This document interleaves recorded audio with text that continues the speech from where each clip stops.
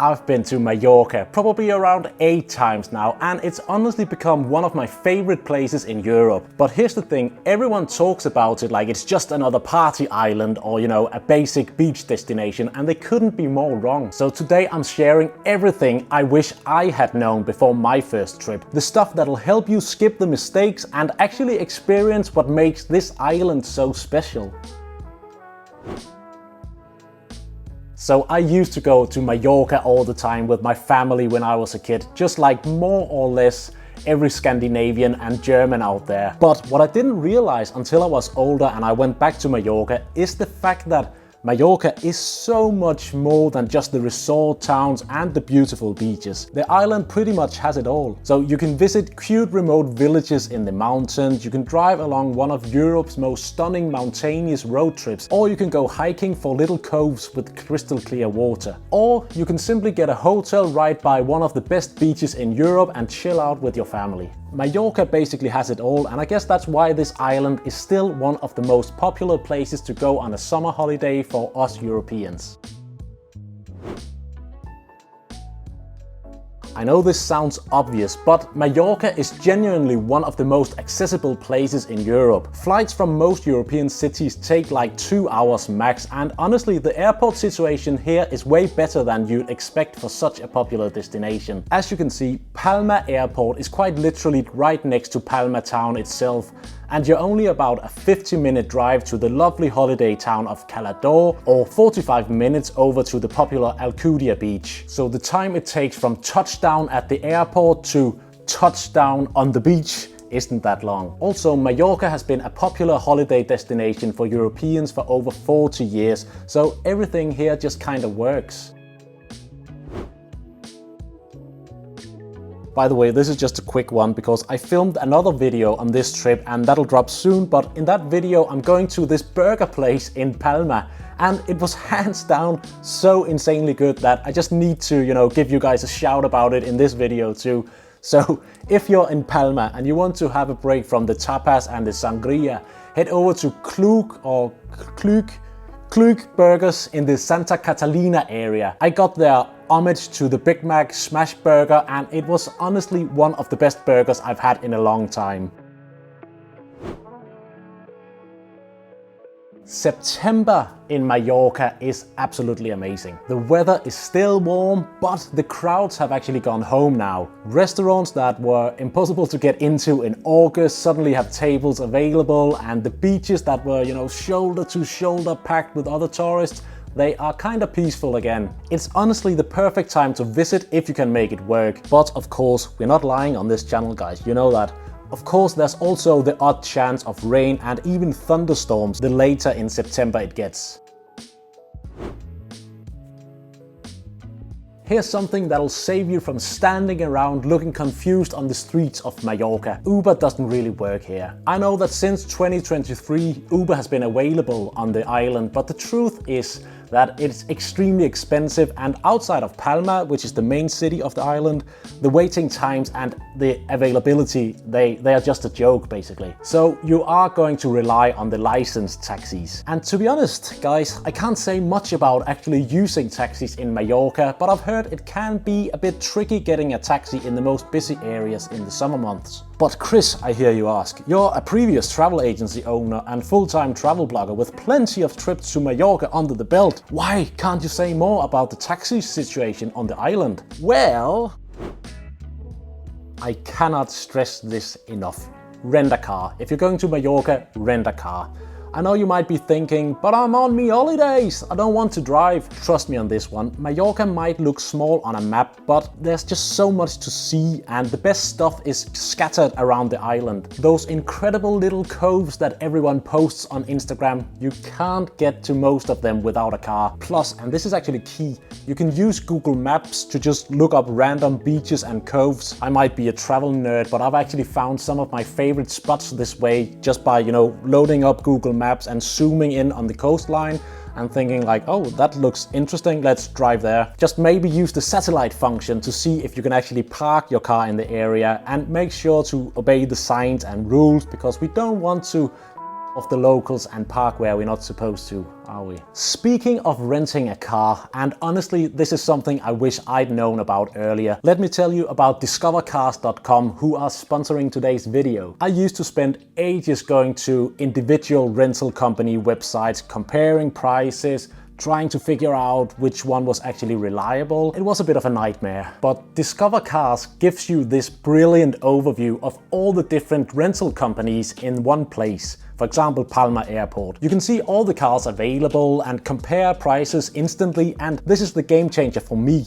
You can actually see ratings from previous travelers about the rental companies. So you're not just booking blind, you know if other people had good experience with that particular company at that location. The booking process is super easy too. It's literally faster than booking a flight. You simply select your car, enter your details and choose whether you want insurance or not, and you're done. So when I got to Palma Airport, pickup was incredibly smooth. They knew I was coming, they found my car super fast, and I was driving out of there within like 10 or 15 minutes. Now here's the best part. I've got a special discount link that works anywhere in the world. So whether you're planning to rent a car in Mallorca, Iceland or New Zealand or literally anywhere else on the planet, this discount applies. So use my link and you'll save money on any rental, any location, anytime, and it never expires. So pretty good stuff, eh? I'll put the link in the description below, and there should be a QR code on the screen right now. Honestly, once you start using Discover Cars for all your car rentals worldwide, you'll wonder how you ever booked any other way. Right, back to Mallorca travel tips.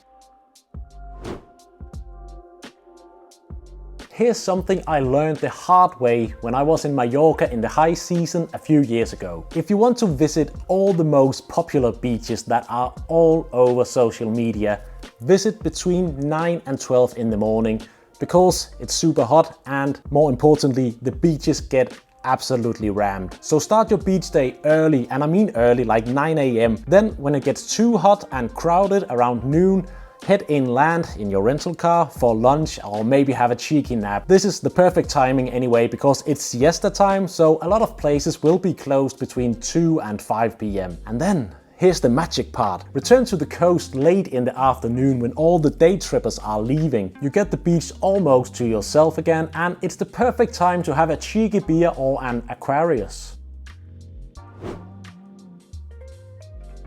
So whenever you overtake a cyclist in your car, there must be 2 meters of space between your car and the cyclist. It's the law, and drivers genuinely follow it. I think this is great. We need to respect each other.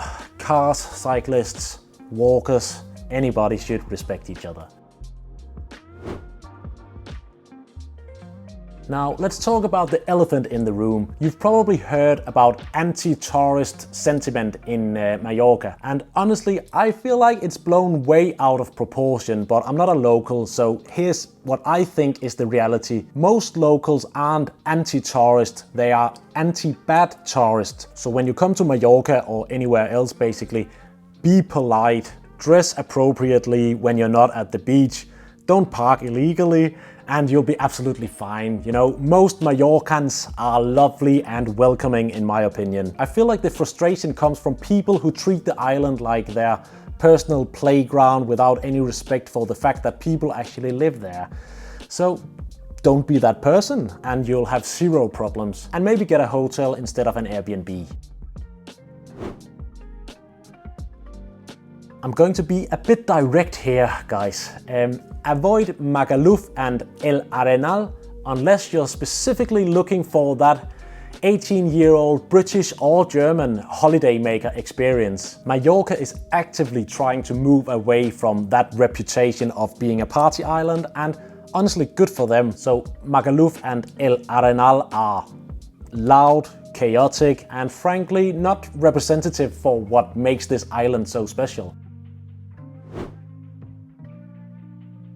Palma Cathedral is genuinely drop-dead gorgeous. I mean, I've seen a lot of cathedrals in my time, but this one is something else. It's also probably the most famous thing to see in Mallorca, and it's one of those that's actually worth your time. Once you step in there because you've been out in the sun and then you head into this dark cathedral, you know, the light that comes in through the windows and everything, it's just, yeah, you just need to see it.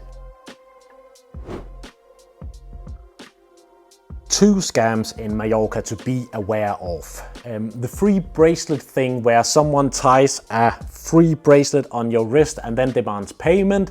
Just ignore these types completely and you will be fine. And the other one is, in my opinion, such a freaking annoying scam. It's the photo scam that apparently, according to Spanish police, they've arrested over 100 scammers in the past few months for just doing this exact scam in Mallorca. So someone asked you to take their picture with their phone, and when you hand it back to them, they accidentally drop your phone and they're gonna try to make you pay for the damage. And this one pissed me off so bad. Like, you're literally trying to help someone get a nice photo on their holiday, and then they're trying to scam you. And because obviously they are scammers, it's just like, oh, so annoying.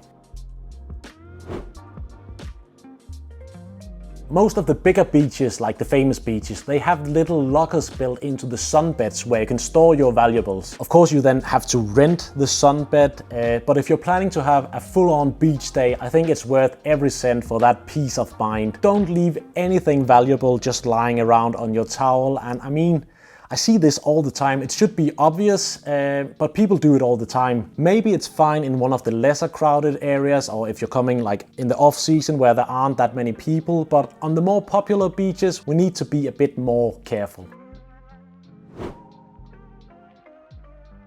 Cap de Formentor is this dramatic peninsula on the northern tip, and the drive there is absolutely spectacular. Winding roads, incredible viewpoints, and at the end you reach this lighthouse with views that look like they're from another planet, to be honest. It gets busy, so go early or late in the day, especially in the high season, but don't skip it. It's one of those experiences that reminds you why you travel in the first place. Mallorca goes through drought stages, especially in the summer, so some towns have water restrictions. So you might get asked to take shorter showers at your hotel, or be asked not to, waste water. So it won't ruin your trip, just, be a decent human being about it. You're visiting another country, and that's how things are on an island sometimes.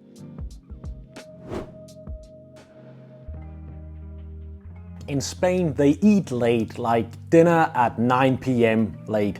But here's what I learned. In touristy areas of Mallorca, you can actually eat on Northern European time too. Most restaurants in the resort areas will serve food earlier, and the restaurants are actually jam-packed quite early in the day because there are so many families. So you don't have to wait until 9 p.m. for dinner, unless you specifically want that authentic Spanish experience, or maybe you're in the larger towns like Palma. And that's just super handy, especially if you're traveling with small kids like me.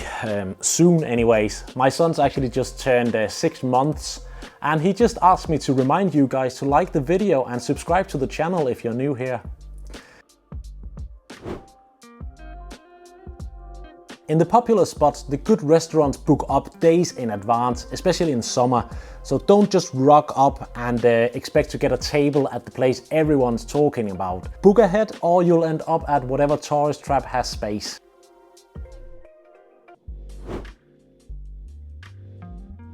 Think about what you want from your trip. Palma for culture, food and nightlife.